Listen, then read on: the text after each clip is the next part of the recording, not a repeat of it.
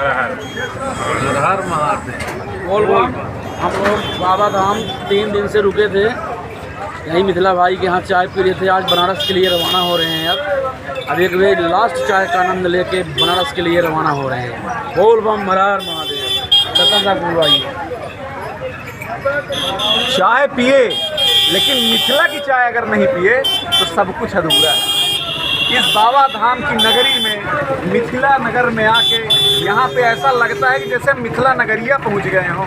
और वाह रे ये चाय, ये देखिए मलाई मार के चाय। इस चाय को पीने के बाद लगता है कि मैंने कुछ किया है। और चाय पियो और जाओ भोलेनाथ का दर्शन करो, फिर देखो क्या आनंद आता है। आज हम लोग बनारस के लिए रवाना हो रहे हैं। आज हम लोग अभी जस्ट, मेरी गाड़ी स्टार्ट ही है, लेकिन मिथिला की चाय हम लोग सोचे कि थोड़ा सा मिथिला की चाय पिए फिर निकले। बोल बम हर हर महादेव। हर हर महादेव।